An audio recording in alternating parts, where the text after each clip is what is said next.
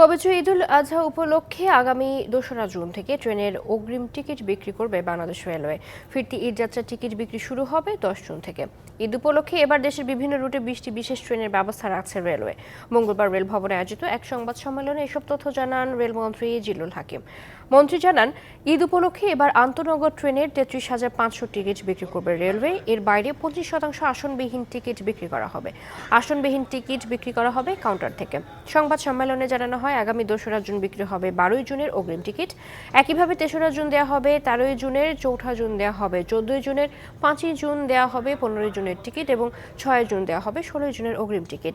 একইভাবে ১০ জুন থেকে ১৪ই জুন পর্যন্ত, ২০ থেকে ২৪ জুন পর্যন্ত তারিখের ফিরতি অগ্রিম টিকিট বিক্রি করা হবে।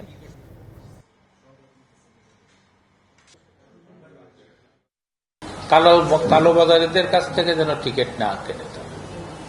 অনলাইন আছে, আমরা স্ট্যান্ডিং টিকিটের ব্যবস্থা করব। গতবারে আমাদের যতটুকু বদনাম হয়েছে এইগুলো আমরা হইতে দেব না ইনশাল্লাহ, এগুলো আমাদের নজরে আছে। ঈদ যাত্রার পুরো ম্যানেজমেন্টে আপনাদের সহযোগী হিসেবে পেতে চাই।